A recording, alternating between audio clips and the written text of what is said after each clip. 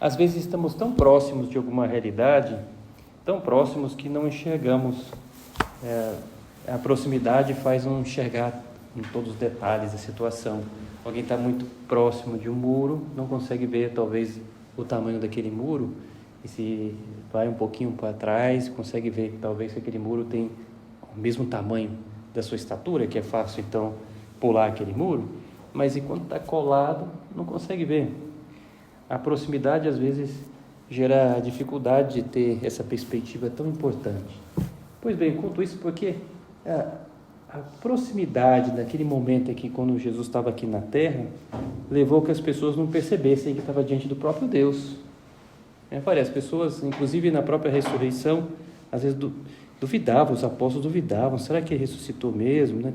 E antes ainda, os milagres foram ajudando a confirmar, mas antes ainda havia aquela pergunta, não é esse o filho do carpinteiro? Não conhecemos a sua mãe?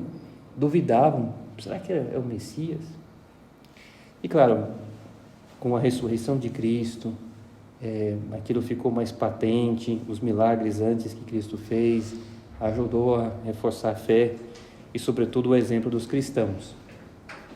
Agora, com a subida aos céus de Cristo, nós estamos em outro momento, em outra proximidade. Estamos na proximidade do Espírito Santo.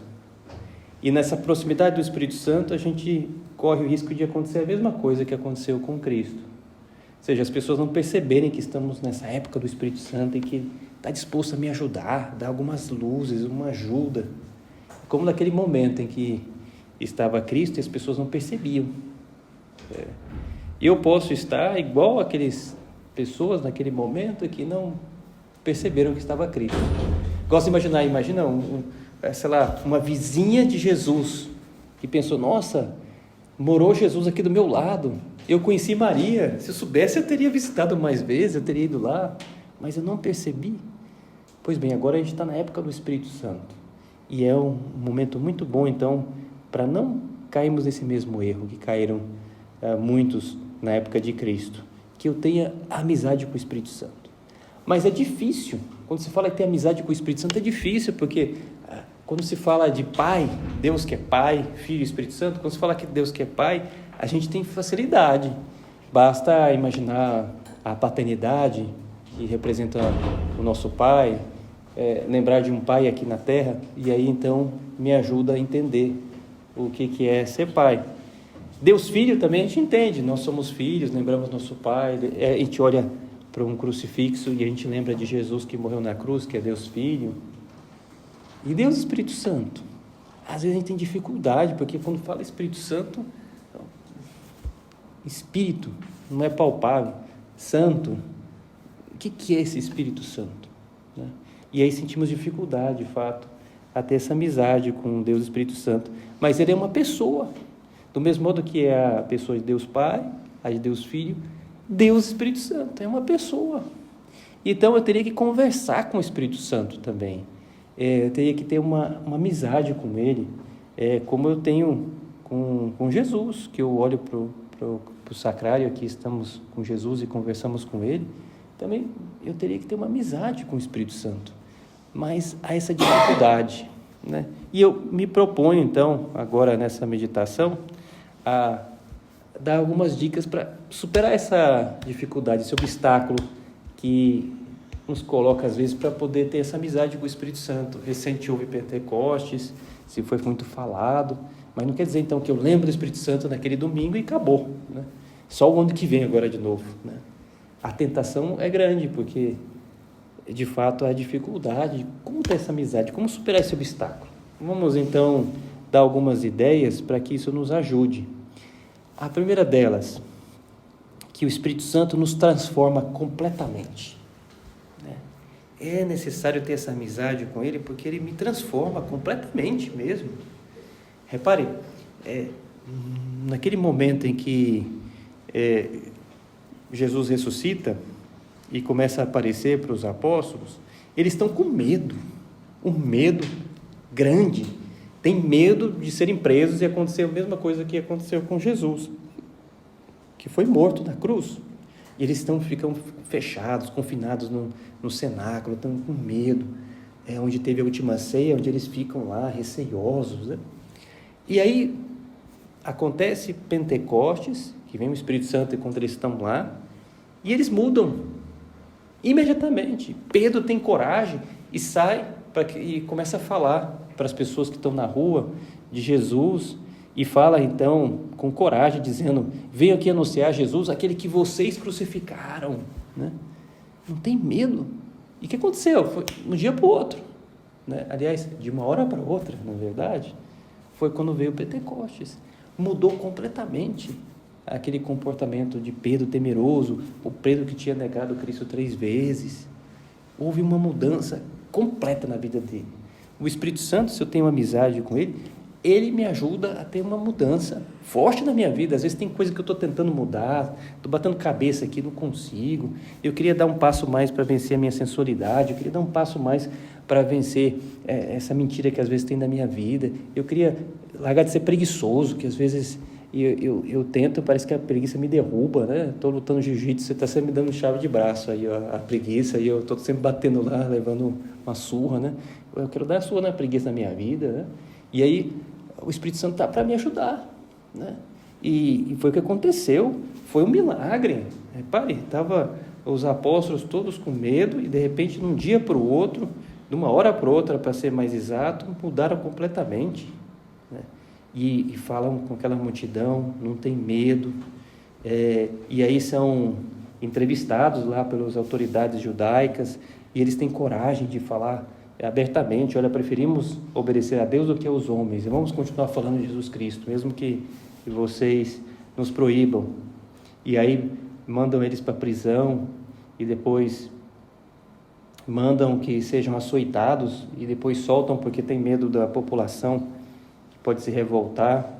E aí conta que eles saíram com grande alegria de terem sido dignos de sofrer alguma coisa por Jesus, dá essa alegria na cruz para eles. Impressionante, né?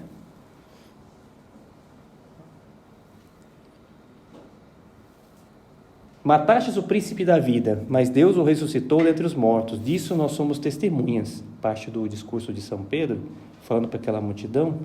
Em virtude da fé do seu nome, foi que esse mesmo nome consolidou este homem, que vedes e conheceis. Foi a fé em Jesus que lhe deu essa cura perfeita, à vista de todos vós. Agora, irmãos, sei que fizestes por ignorância, como também os vossos chefes. Arrependei-vos, portanto, e convertei-vos para serem apagados os vossos pecados. E aí Pedro organiza, e há uma cerimônia de batismo multitudinária, né? E várias pessoas se convertem e são batizadas naquele momento. Olha que força que dá o Espírito Santo para os apóstolos, essa força que eu quero também, né? Então, a primeira coisa é ver que ele vai fazer uma mudança completa na minha vida, né? Então, vale a pena ter essa amizade. Com a amizade com ele, eu vou conseguir ter essa mudança, né? Depois, o segundo ponto, a atuação do Espírito Santo, eu consigo ver através dos seus dons. São 7 dons que o Espírito Santo atua em nós, presentes, dons que Deus dá através do Espírito Santo, e que me ajudam, então, a ir para o caminho de santidade. Sabedoria, entendimento, conselho, fortaleza, ciência, piedade, temor de Deus. Está aí os 7 dons do Espírito Santo. E aí eu queria que nós soubéssemos pelo menos uma pincelada de cada um deles, para saber pedir ao Espírito Santo o dom que eu preciso em cada momento, né? O dom da sabedoria. O dom da sabedoria é um dom maravilhoso. O primeiro no anúncio, muitas vezes, dos dons, é aquele dom que dá o gosto por fazer bem as nossas orações. A palavra sabedoria vem, na sua origem etimológica, de saborear. Me ajuda a saborear as coisas boas. Aquela alma que tem preguiça das orações, aquela pessoa que lembra de criança que eu fazia melhor as orações, agora parece que eu estou tão distante, me atrai muito mais uma rede social do que ficar fazendo alguma oração, não sinto vontade. Eu vou pedir: Deus, Espírito Santo, me dá o dom da sabedoria para começar a ter gosto de novo pelas coisas divinas. Esse é o dom que eu tenho que pedir. Agora eu já sei apertar a tecla certa lá para poder então pedir. Deus já sabe tudo, mas Ele quer que eu use a minha inteligência. E aí vou usar e vou começar a falar. Espírito Santo, eu intuo que eu estou precisando agora é o dom da sabedoria, porque eu estou mais distante, está me custando mais a fazer minhas orações. Eu vejo o Senhor como um mente assim, que está tão distante, ao mesmo tempo me dá uma saudade de Deus, assim, parece que antes eu tinha mais intimidade com Deus. Poxa, eu vou tocar a tecla, olha, o Espírito Santo, sabedoria que eu estou precisando, vem aqui, me ajuda. Daí eu posso então invocar o Espírito Santo, pedir exatamente esse dom, ser esse que eu estou notando que é o que me falta mais.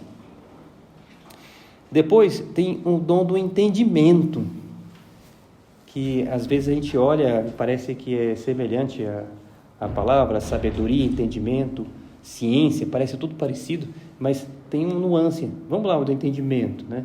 Que é diferente da sabedoria que dá o gosto pelas coisas divinas. O dom do entendimento é aquele que nos dá a percepção espiritual, que nos capacita a entender as verdades de fé com as nossas necessidades.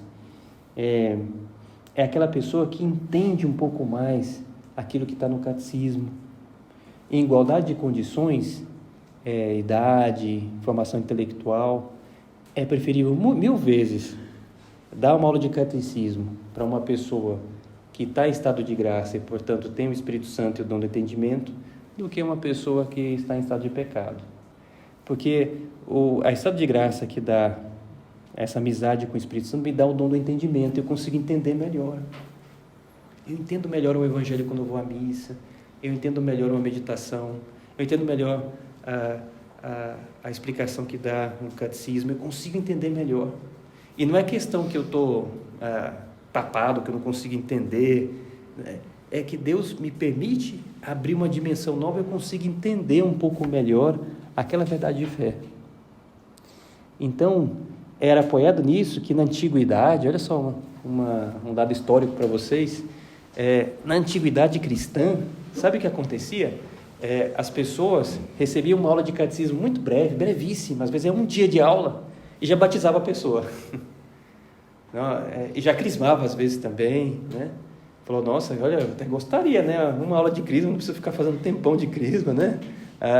Mas aí por que a pessoa fazia isso lá na antiguidade? Porque aí a pessoa recebia já o sacramento, e aí depois o ano inteiro ia tendo aula para explicar, olha, vocês receberam o batismo, receberam a crisma, o que é o batismo? Eu vou explicar para vocês agora o que vocês acabaram de receber, né? Por quê? Porque a pessoa agora tinha o dom do entendimento, aí ela entendia mais fácil. Então dava o sacramento primeiro e depois explicava, né? Então era como dar o banho na pessoa e depois falar, olha, você percebe que você está mais limpo, então está melhor, pô, então é isso aí, olha só, é isso que você recebeu, né? Era isso que dava então a antiguidade. Era chamadas catequeses mistagógicas. Se você lê em textos antigos e pegam lá catequese mistagógica de São Cirilo, quer dizer que é o São Cirilo explicando aquilo que tinham recebido os sacramentos anteriormente para aquelas pessoas na paróquia dele lá, né? Catequeses mistagógicas, ou seja, que explica o mistério que eles tinham recebido.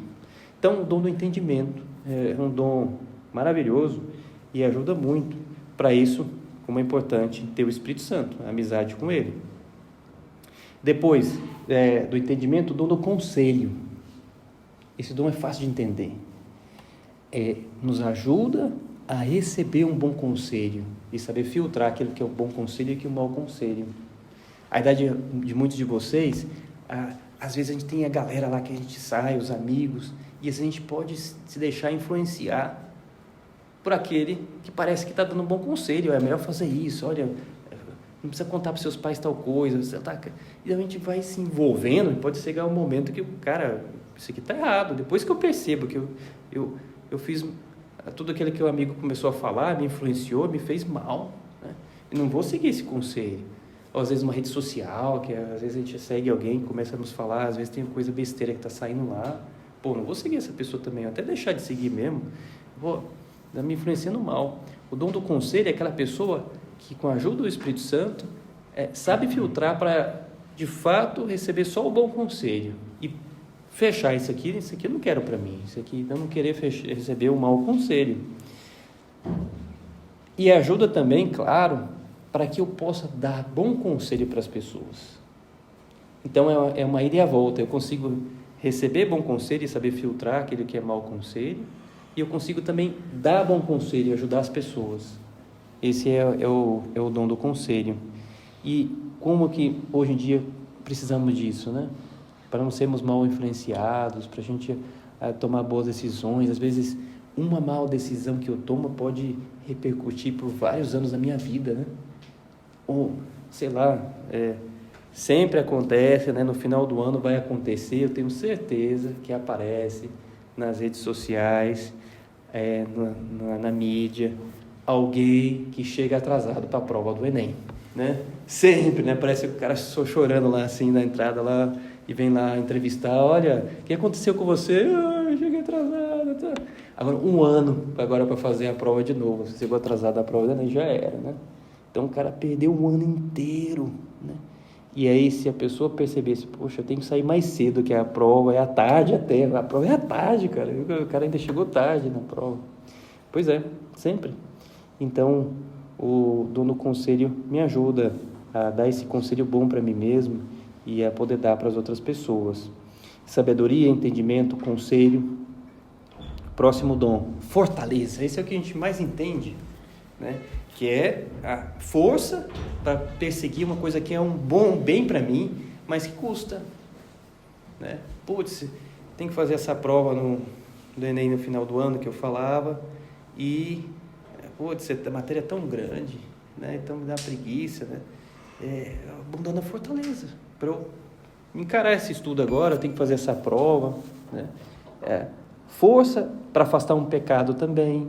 Às vezes parece tão agradável um pecado, né? E aí a gente tem força para dizer que não, porque aquilo só parece que é agradável. E aí, conjugado com o dom do conselho, eu fujo daquela ocasião de pecado. Mas eu preciso de força para fugir, né? O dom da fortaleza. Às vezes eu tenho que pedir para o Espírito Santo. O Espírito Santo me dá o dom da fortaleza, que eu estou precisando agora é a fortaleza, que eu estou numa preguiça. Para vencer a preguiça, eu preciso da fortaleza, né? Afastar essa preguicite aguda que às vezes me acompanha como uma doença, né?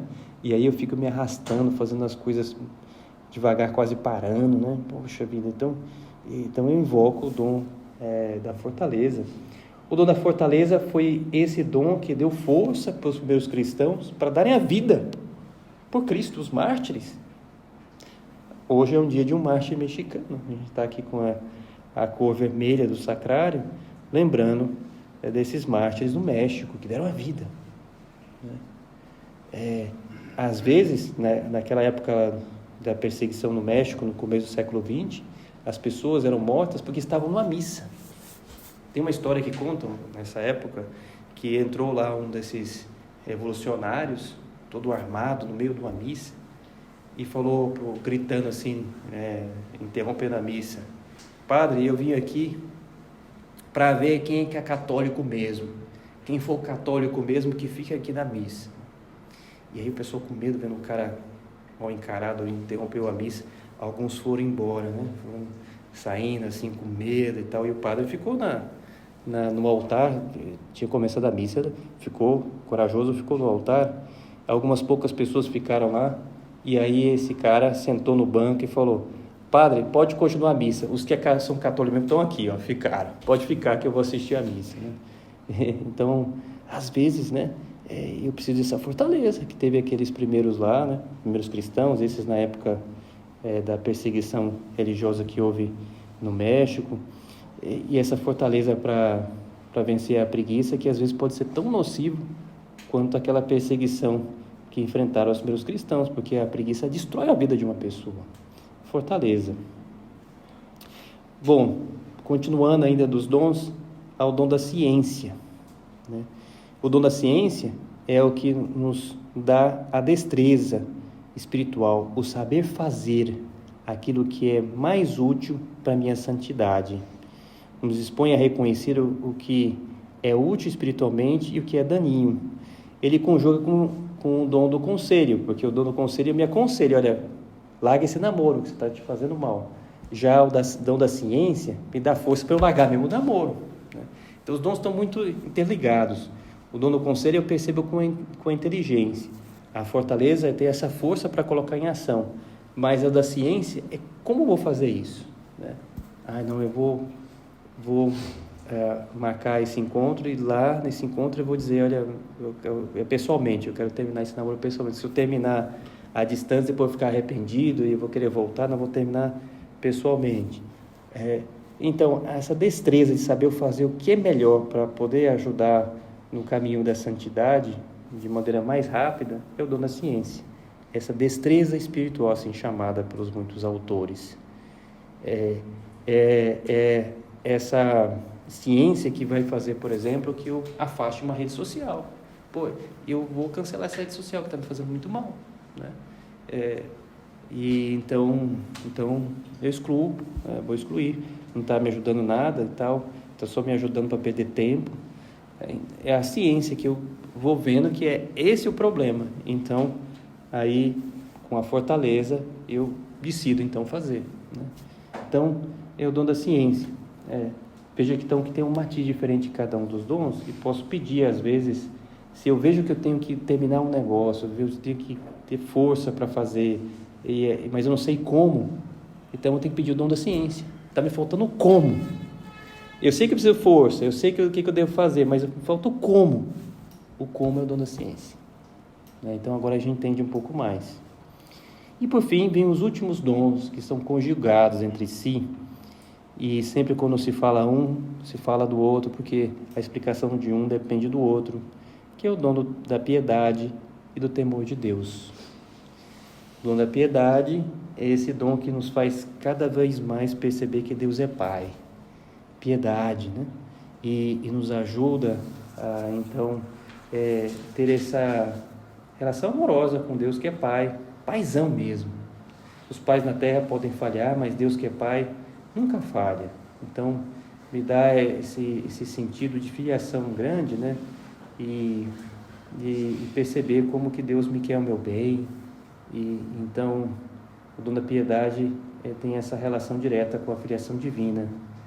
Um amor, a confiança, uma reverência a Deus.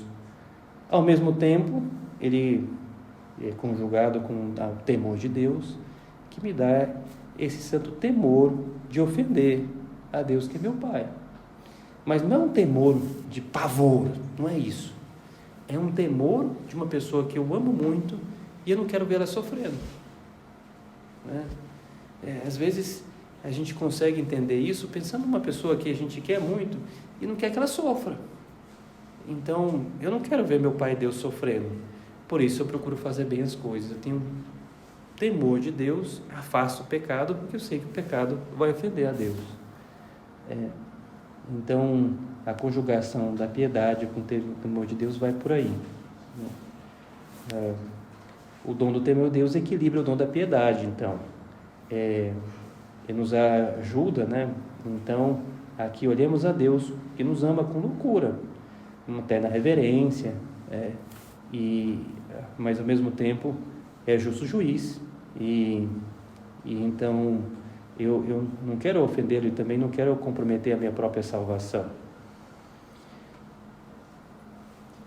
Eu acho que já contei aqui, sempre me ajuda ao considerar o temor de Deus, me lembrar a história de uma conversa antiga com um jovem que vinha de uma conversão grande, e até lhe perguntei, porque foi de um dia por outro a sua conversão, e perguntei, olha, o que te motivou essa sua conversão, que você mudou de vida, cara? E então ele abriu seu coração e me disse, há muitos anos atrás, olha, padre, o que me motivou foi o rosto da minha mãe hoje, porque eu reparei o rosto da minha mãe quando ela percebeu a burrada de novo que eu tinha feito, e aí eu olhei esse rosto, me deu tal sofrimento ver esse rosto da minha mãe, que eu pensei, nunca mais eu quero ver esse rosto da minha mãe, não. Aí eu preciso mudar. Aí eu estou aqui. Impressionante, né? O rosto da mãe dele. Agora, o que tinha nesse rosto, né? Então, por detrás, gosto de pensar que havia muito sofrimento pelo filho, que estava muito mal de vida, com suas ações, várias tentativas da mãe de ajudar o filho, que o filho não correspondeu, e aí, olhando o rosto da mãe, aquilo fez quase que compreender captou perfeitamente, eu não quero mais fazer sofrer a minha mãe. E aí, por esse temor, resolveu então mudar de vida, né? Quase que deu vontade, tira uma foto e traz aí para eu ver como é que eu rosto sua mãe, vou deixar aqui para ajudar muitas conversões das pessoas, né? Mas claro, é para ele que fazia sentido esse rosto. Do mesmo modo, é a contemplação de um crucifixo, a contemplação de um olhar para uma imagem sacra que me ajuda a ter esse temor de Deus, uma contemplação do sofrimento do inferno, que a maior dor é ver que uma pessoa se condena no inferno. Uma dor não só para mim, mas para o próprio Deus.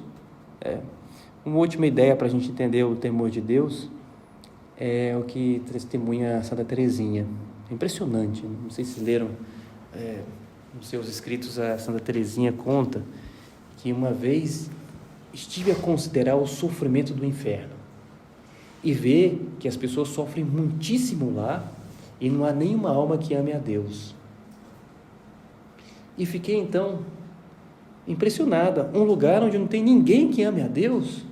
Então eu me ofereci na minha oração para Deus, para que eu fosse para o inferno, dizia a santa, para que tenha pelo menos uma pessoa que ame a Deus lá. Falei, caramba, né? Essa é a proposta da santa, né?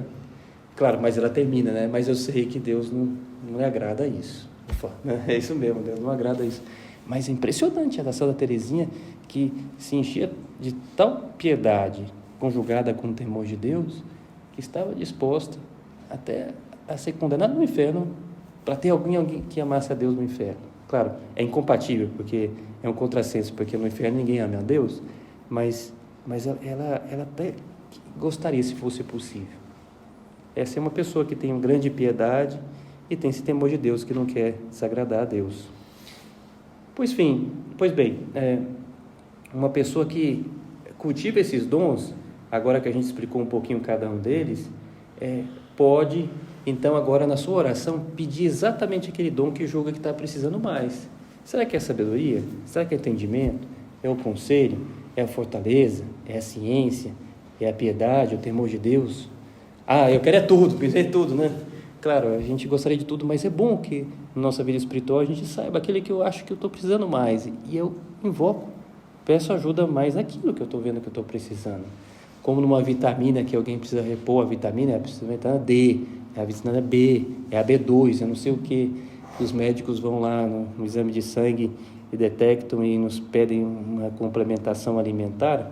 Eu vou pedir isso que eu preciso, que eu acho que eu estou, pelo menos pela essa consideração, e aí vou começar a ter amizade com o Espírito Santo através desse dom que eu considero mais.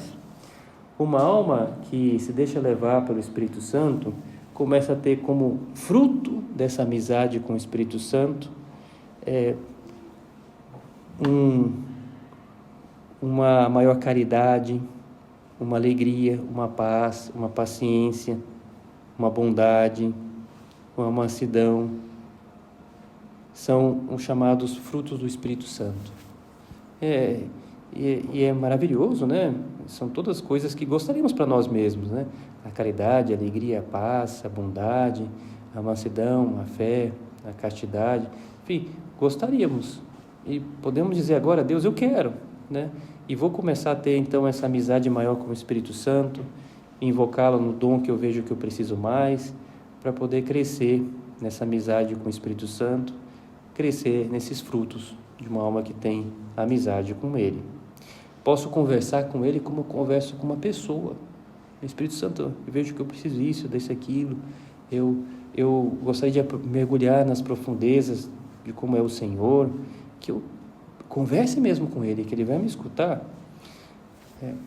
A Trindade é um mistério da nossa fé, que Deus é Pai, Filho e Espírito Santo. É um dos grandes mistérios da nossa fé, a gente não consegue entender. Mas podemos, através desse mistério, até crescer em mais amizade com Deus, porque as pessoas que se amam, somente essas pessoas que se amam, é que compartilham intimidades. Uma pessoa que ama muito a outra pessoa é capaz de contar algo que é muito íntimo, que eu não contaria para ninguém, mas eu conto só para você porque eu te amo. Pois bem, Deus contou algo muito íntimo dele. Olha, eu sou um em três. Eu sei que você não vai entender, mas eu sou um em três. Você veja, é interessante, né? Deus abriu o seu coração e contou algo tão íntimo e quis compartilhar conosco. Mesmo sabendo, olha, eu sei que não vai entender bolhufas, não vai entender nada, mas eu queria, já que eu te amo, quero que você saiba, eu sou um em três. Sou Pai, Filho e Espírito Santo, e você vai ter mais dificuldade do Espírito Santo, mas olha, tem os dons, aí tem os dons que a gente falou, e através deles a gente pode saber como conversar com Deus Espírito Santo. Maria Santíssima, a mãe de Jesus, esteve cheia do Espírito Santo pelo menos 2 vezes na sua vida.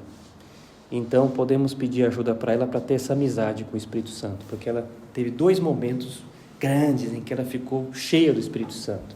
O primeiro deles foi na própria encarnação, quando ela recebeu Jesus no seu seio, quando ficou grávida. O arcanjo Gabriel disse que o Espírito Santo descerá sobre ti, né? E então veio mesmo o Espírito Santo, e através do Espírito Santo é que Maria ficou grávida. Mas tem um segundo momento que Maria ficou cheia do Espírito Santo. Foi junto dos apóstolos em Pentecostes, ela estava lá junto. E aí veio o Espírito Santo e deu essa força para todos os apóstolos, e Maria já era a criatura mais perfeita, recebeu ainda muito mais graça ainda naquele momento em Pentecostes. Então, especialista em Espírito Santo é Maria. E aí a gente termina agora a nossa meditação até pedindo para ajuda para ela, para que com a ajuda dela tenhamos essa amizade muito grande com Deus Espírito Santo e não seja então um ente desconhecido, que aproveitemos que estamos na época do Espírito Santo e que seja então um ente conhecido, muito amado, porque é o próprio Deus.